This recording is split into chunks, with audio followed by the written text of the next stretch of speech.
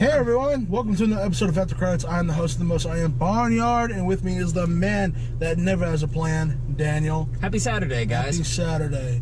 So we just got out of Jordan Peele's second movie, Us. Yeah. And it was definitely something different, wasn't it? It was. I love it. I was geeking out throughout this movie. I wasn't kind of focused on it as a horror movie as much as as a scary movie. Yeah, I'm looking more towards like where the camera's placed, how it's shot, how it's lit, how the performances are, and like what editing is. Like, okay, we set up this in the beginning of the sequence. Where's the end of the sequence? Is this it? No. This is it? No. So I kind of geeked out watching this movie. I think the fucking screenplay's tight as fuck. It's layered. It's incredibly smart. I was thinking about this in the bathroom, that this kind of gives me the same feeling that I do with a Kendrick Lamar record. On jump, you'll like it, surface level, and then you'll start to like think about it, and then you'll start to like go further and further, and then pull out references and figure out how those references tie into the bigger theme at whole. And so I'm in the bathroom like looking at Bible verses and like little slogans and shit. I was talking with my brother before I came here, and you know, I was mentioning how it's a horror movie. He said, oh, that's not what it is. It's supposed to be a suspense thriller. And it definitely is a suspense thriller. Definitely not a horror movie. You can kind of categorize it maybe into the horror genre. There's a lot of things you can categorize this into. It's definitely a horror movie because it does understand the genre and the way certain plans and payoffs come out. But a horror movie is not all this is. There's sci-fi, there's thriller, there's comedy. I was expecting something to be very similar to the Get Out movie. It's kind of simple, but it's very unique at the same time. And it's really fresh, man. It's really fresh. It's like fucking straight off the farm on the dinner plate fresh. Like from the cow to the table. It's that fresh. The cow was 5 feet away from you 2 days ago, and now it's sitting there slab steak on your table. No, not even that. Oh, you're telling me the cow lives in the upstairs bedroom and now they're cleaning it? No, I'm telling you that the cow was in the kitchen the whole fucking time. I'm telling you, the cow was mooing 30 minutes ago. That's how fresh. That's how fresh. It makes total sense that Jordan Peele works in a Twilight Zone, because this definitely feels like those kinds of scenarios. Just take our real world and add one little flip to it, so it's still our world, but it's different. It's a strange echo. Everything builds to one central vision. Now, may I not understand what the vision is first in hand? No. Yeah, because I was confused. And that's kind of my comparison with Kendrick Lamar. Every time I listened to fucking Good Kid, Mad City or To Pimp a Butterfly, I didn't know everything that was going on in it the first listen. That's why you gotta keep like unfurling it. And that's the best part about the screenplay. It just unfurls. It's like a good rug.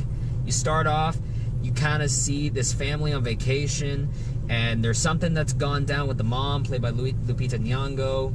In her childhood, she's like gone to this pier, saw something, and it freaked her out. And now she has trauma from it.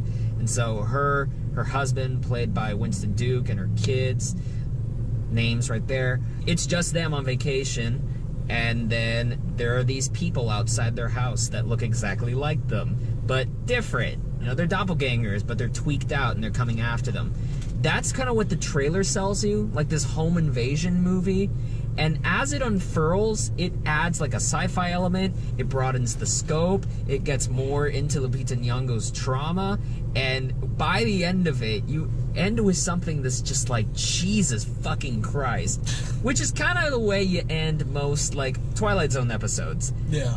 And it doesn't leave you like with a nice little bow at the end like Twilight episodes do. They kind of leave you at a stopping point for this character, and then you can infer the rest about the world. Yeah. And yeah, the way this thing plays out is just delicious.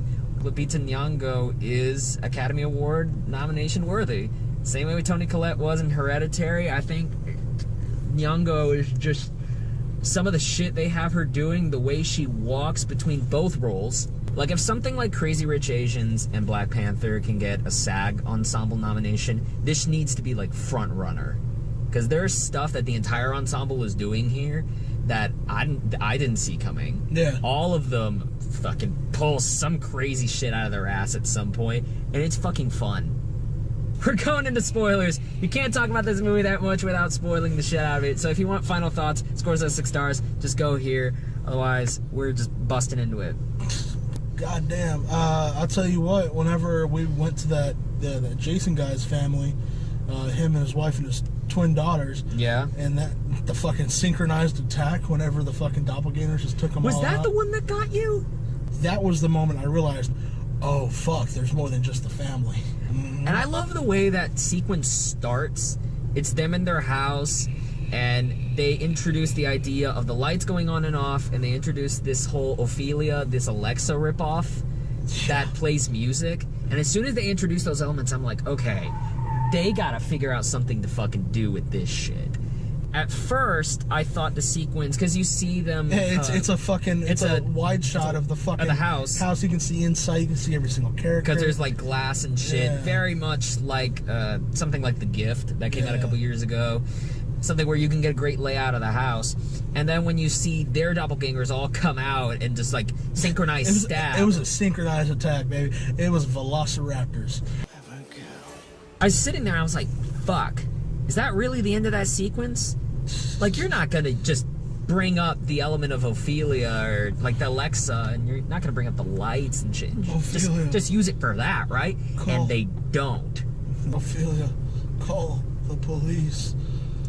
Now I'm playing Fuck the Police by NWA. And that works as like a comedy moment, but I love how they extended that element of the sequence into the part wherever like these people are like walking through the house trying to basically House of the Dead kill everybody that comes at them. When like the song's playing, it's like, MC Ren, would you like to give your testimony of this fucked up incident? And they're saying fucked up incident as like, look at Tim Heidecker and Elizabeth Moss are like looking bleeding on the floor. One of my favorite scenes in the movie, I clapped, is whenever daughter finds one of the twins and takes a golf club and like not only like hits her over the head like you see most people do, but she fucking lays the pain on that. Yeah. I didn't expect the daughter to have that kind of kill. Because she very much came off kind of like this passive character, but then when you see that twist happen and that sort of ferocity in her face, you're like, oh shit. Yeah, because didn't they introduce the fact that the like doppelgangers are like kind of like moral opposites of the characters on the real world? Yeah. I mean, so like the daughter is always kind of stone-faced on her phone, kind of apathetic, and her doppelganger always is laughing and has that smile. So there's a personality switch. Yeah, it's like stone cold killer face. There's opposites in personality, so I like seeing those glimpses of just warped nature in every one of these characters. I love that this is a movie about wits. That fucking part where homeboy with the bird face, little Jason, what's his fucking name? From Jason 4. When he's walking backwards and he's like getting the doppelganger to walk and burn himself alive, like that shit's fucking amazing. It's really, really smart. And then there's just brutality that comes out of nowhere, like whenever Winston Duke's climbing back on the boat and he fucking hits the motor and cuts old boy from the stomach down. I was like, fuck, that's gory. That's some like 28 weeks later shit. Hell yeah. Opening boat scene, just get the... When fucking Elizabeth Moss is dying as she's trying to crawl away, you can hear her blood gurgling through her throat. And I'm like, God damn, the sound design in this is impeccable. So speaking about the rabbits that show up in the trailer, I finally got the Alice in Wonderland reference with that. Down the rabbit hole. Yeah, not only down the rabbit hole, it's whenever Lupita's talking to Red and she goes, we all went mad down here. And I was like, oh, that's it, the rabbits. And maybe a side element that doesn't necessarily show up in the movie, but I thought it was interesting. My friend Sarah on Twitter, I think she was talking about how, something about eating rabbit. And what she told me was, you can't survive on rabbit meat alone because the meat is too lean. It won't sustain you. And so whenever she's talking about how when they got desperate down there, all the doppelgangers under the tunnels and the boardwalk, they ate rabbit meat raw and bloody. I thought, fuck, either some people died or they had to eat each other. I don't know if Jordan Peele's watching this and just going, Jesus Christ, I'm fucked. Or if I just pulled this out of my ass. I think the one thing that's kind of confusing me is, like, did Lupita Nyong'o as Red, because she's down there. She says she orchestrated this attack inspired by the movement Hands Across America, which is supposed to be this whole idea of unity, very much in the vein of like We Are in the World, Live Aid, that type shit. Did she like go through all the subway tunnels and get this message across to all of America? Because there's a moment where I thought it was just the people in the boardwalk that were trying to do this movement to kind of reach spiritual enlightenment or freedom, so to speak. Well, to be fair, we don't know how many of the doppelgangers came from that subway. True. There could have been a fuck ton more of them. Could have been like the people at the edge of the subway just kept going and she stayed there to like plan and shit. Yeah. I don't know. It was the last shot of the movie that kind of was like, oh, that's weird. And it's very much, what is it? A Twilight Zone-esque shot. Oh, so I looked it up because this is the way the movie will work. You look up the Bible verses that are being brought up by the hobo, and he references... It's the one Bible verse, but I have another one that ties back to my Kendrick Lamar thing. Okay. Therefore, doth saith the Lord, Behold, I will bring evil upon them, which they shall not be able to escape. And though they shall cry unto me, I will not hearken unto them. Why was a hobo carrying around a Bible verse that was so mean? Why is it so mean? I think the movie's trying to wrestle with the eternal question of like, why do we suffer? Is it this sort of nature? Are we doomed to suffer? Are we broken and evil? Which is my reference to Kendrick Lamar's Damn. He references Deuteronomy. I think Deuteronomy 28:28. The Lord shall smite thee with madness and blindness and astonishment of heart, and thou shalt grope at noonday, as the blind gropeth in darkness, and thou shalt not prosper in thy ways, and thou shalt be only oppressed and spoiled evermore, and no man shall save thee. There's this idea of like, we are doomed, we are cursed, we are like trying to be saved, but we can't be saved. I noticed there's like an element of class in this. Why do some people suffer? Why are some people poor, some people rich? Is it just that we are damned, that we are evil in a sense, or is it just purely circumstance? And I think he's leaning so far heavily on circumstance, whereas Kendrick Lamar is kind of showing some of the opposites of that, is showing like how we have, through our own actions, kind of fucked ourselves over, and he's questioning about our original sin, if that is one of the reasons why we can't pull ourselves up. I would love to see, I guess, comparisons between these two works and kind of figure out how that would be pulled into the conversation about the black experience in America. There is an element of like, why were we as a community one that were placed in this? Were we the Israelites, as Kendrick Lamar brings up, the Israelites that have strayed away from God, strayed away from the path, so we are continually cursed?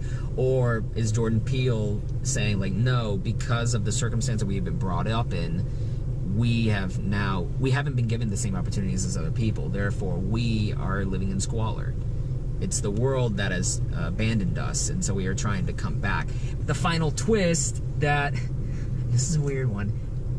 The normal Lupita Nyong'o apparently was raised under the boardwalk as a little demon doppelganger, found her original version, her real version, swiped her, left her with the handcuffs on the bed, which is a mirror of what the Red tells Lupita to do at the beginning. Lupita Nyong'o's been like cool and normal like this whole time. She's had a good life. How did somebody like from that fucked up of an environment change themselves completely to where we believe they're a completely different human being? It might just be the circumstances she grew up in. She escaped, she lived, she succeeded. She spent what, 15 or like... She spent like probably 9-10 years down there. You saw that, one of the beginning scenes that their parents took her to therapy. Yeah. To try to get her to communicate, because obviously the doppelgangers don't know how to talk. Properly, yeah. Properly. They grunt, they make noises, but they don't actually speak English. Except for the one who had already existed in the human world. Except for Mom Red, and at this point her English is very broken. They end up repressing those memories because obviously she had PTSD and she wasn't talking for like 2 weeks after this. 2 weeks, 2 months. We don't know the exact time. And then, they start getting her into dancing, and, that apparently helps. Expression being something that unites us and can free our minds in a way that maybe natural language or just a daily situation just can't. It's the closest transcendental experience we have. Welcome back. Final thoughts. Scores as 6 stars for us. We obviously did not talk about everything that is in this movie, nor we have not even begun to crack the concrete on how much shit we can talk with this movie. We've been hitting it with a twig. It's like that scene in Infinity War where they're fucking throwing everything they got at Thanos, and it's like, all that for a drop of blood. I'm gonna be just simple with this. 6 stars. I love it. I can't stop thinking about it. This is gonna be one that I will come back to the theaters to see. I will unpack over time. This is miles ahead of what Get Out was. And not to say that Get Out was a bad movie. I just think this is an extraordinary film. Especially with coming into the thought that this would be just like Get Out. With it being as fresh as it was, like I was saying before, I might have to go 6 as well. Shit. I mean, we've seen movies like this. Yeah, but nothing really like this. I said on Facebook that The Dirt is so far my favorite movie of 2019. Yeah. And I'm just like, this is some tough competition. Yeah. I think I'm gonna have to categorize my favorite films. I think for drama it's gonna be The Dirt, and I think for thriller and suspense, and slash a horror, it's gonna be this movie. You're gonna pull a Golden Globes and fucking split Best Picture down. Exactly. Okay. Go see Us. You probably have seen it if you haven't seen it already. But if you're on the fence, Dad, if you're watching, give this one a shot. Seriously. Go watch it, Dad. My dad's one of the only human beings in the world that I know who didn't like Get Out. So I'm gonna urge my dad to go watch this movie because I think he'll find something in it that he digs. Go into it thinking Twilight Zone and stuff. Yeah, Dad. You'll dig it. Jeez. I hope he does. I'm gonna be sad if he doesn't. Thank you very much for watching. I appreciate y'all. Go ahead, like this video, subscribe, comment, let us know what you thought of us. Please no spoilers for a week. Come on, man. Be respectful to your fellow YouTuber and your fellow friend. Some people gotta work, motherfucker. You know what I'm saying? Seriously. We got Facebook, Twitter, and Instagram if you want to follow us on social medias. And as far as future videos, I may see Dumbo. The one I know for sure I'm going to see is Pet Sematary. Yeah. Yeah. Do you want to see Shazam? I wouldn't mind it. Hey, so Daniel, whenever you hear the word scary movie, what automatically pops into your head? Giant cum shot on the ceiling. Nice. That's funny because whenever I hear scary movie, I automatically think of Scary Movie 3. Do you think of Michael Jackson because he was in this movie? I think of that, and I think just because I really like Signs, and I was just like, I really like this fucking parody. But as for you, a little challenge. Whenever you hear the word scary movie, tell us down below in the comment section what automatically pops into your head. Thank you guys very much for watching once again. Stick around. We're going to be celebrating HalfKocked's 3rd birthday. Peace, bitches!